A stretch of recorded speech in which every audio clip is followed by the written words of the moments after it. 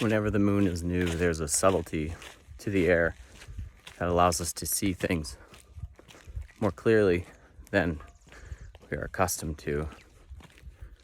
Right now, this new moon is creating aspects, interacting with Neptune on one side, Pluto on the other, and there's a not so subtle influence from Venus as that planet stations, preparing for its once every 2 years retrograde. So where we stand is not only an experience in and of itself, but it is an unfolding representing the future. The aspect to Pluto may feel like there is a looming pressure, something that needs to be done, something that needs to be carried out. But it's very possible that this has to do with the past, maybe even the past 15 years. And there's nothing that actually needs to happen. And when you really dig in, and if you were to try to change the thing, if you were to try to shift the experience, all you would get is more of the experience. This is Pluto. You feed it and it just gets stronger. So for that one, I would advise feeling, especially throughout the day as we get to Tuesday. I'm not going to say things will feel lighter, but they'll feel different. The trine to Neptune, this one, things can get a little bit carried away. And when I say that, I don't mean good, I don't mean bad, I mean anything. There is the potential for a diffusing of whatever focus we already have. And with the new moon, for me, there's a big benefit to being focused. As I was talking, I noticed a deer on the trail. Hi, sweetheart. Oh.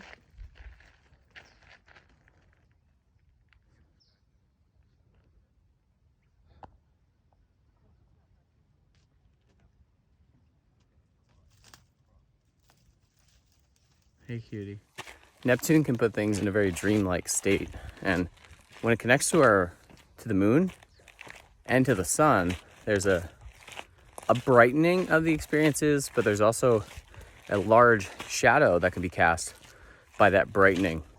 We're basically expanding into that which is boundaryless, so there's a lack of limits. Maybe we can take things a little bit too far, so keep that in mind. And if there's something that's going really well, especially around your spiritual work, the things that are unseen, the things that are somewhat boundaryless, you can really dig in and invest in that, and maybe even kind of get away with something. So be careful that you're not trying to get away with something on yourself, try to move too fast, or maybe convince yourself of something that's not true.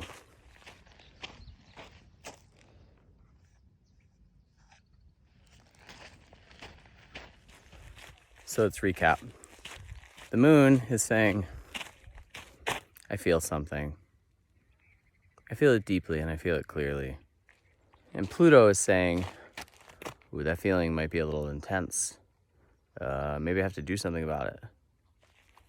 And then Neptune is saying, I don't speak any language. I just cause illusion. Can you work with that? Is that going to be helpful for you? That part's really up to you. And then finally, Venus's part. Venus is basically stationary, turning retrograde on the 22nd. And so this is adding a profundity. We are able to expose the other side of Venus through this process. I would say this is Venus in retrograde coming out party, this new moon. And over the next week or two, building towards the full moon in early August, we'll see that exposure. And when we see the other side of Venus, that's going to depend on where it is in your chart, but we see a different type of expression. Instead of seeing the, oh, I want to make things pleasant through being pleasant, we may see, well, in order to be pleasant, I got to disregard the things that aren't pleasant. There can be a maybe an irritability. And so within all of this, we may be getting in touch with the shadow side, the other side of our Venus experience, because let's face it, when something happens Once every 2 years, we have the planet in our solar system that is really related to our power, Venus, and we see it turning retrograde right around the time of this new moon. That's really what's happening here. That's the most rare of the current alignments, and whatever happens the least frequently is going to have the most influence when it does happen. So if we put all of this together, here's a few questions. What is it that you value? Why do you value it? What experiences in the past have you valuing certain things more than others? And do you want that? Or has it kind of been chosen for you based on your experiences, based on your traumas, based on your joys, based on your miracles? Basically, we're able to take our power back. And that's no easy task.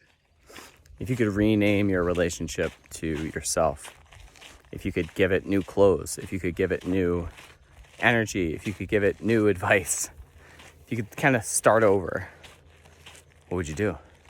If you could just choose what you want your relationship to yourself, to your things, to your work, and to other people, if you could choose what you wanted it to look like, what would it look like? Traumas are not an excuse. They are an experience, and they are very real. And they create deep impact on us. Forward from the trauma, we live with that impact until it is used in a different way. This is the time to renegotiate the reactive parts of your personality that stem from traumatic experiences. Just because something shitty happened yesterday doesn't mean anything about today, unless we haven't felt, acknowledged, and experienced what that situation is trying to show us about ourselves. Until we look into that part, we are kind of a victim to our experience. If you don't acknowledge that your house is flooding, all your stuff's going to get really wet and ruined, and you're not going to be able to deal with the flooding. One of the reasons that I think we as astrologers associate Venus retrograde with both breakups and also your ex coming back into your life is because when Venus turns around and shows us her other side, we are able to learn about experiences from the past in a different way. And as a human being here on Earth, that's kind of why I'm here, is to learn about my experiences, to get every side of it. So as we think and consider and reconsider these things from the past, we are considering them, we are conjuring them. And so they're more likely to show up in our environment. Whether it's pain that we've experienced in a current relationship, resentment that we've built up and we go and look back at it and it comes back up, which could lead to difficulties, or it's someone who we disconnected from in the past being on our mind as we rethink, like, oh, what if it went this way? Or, wait, what was that experience? We're thinking about them, we may call them back in. And let's face it, if you're still considering an experience you had with someone, you still care about them. And care doesn't have to be like a positive thing, not like, oh, I love them, they're so great, but like any investment in the thought of them, in the experience that they brought to you, is caring about it. The same way I care if, someone like slashed my tire, I would care about that. So make sure you're not inviting slashed tires back into your life. But also, if you do, just fucking let it go, man. Just walk with it. Whatever experience you bring back into your life, walk with it.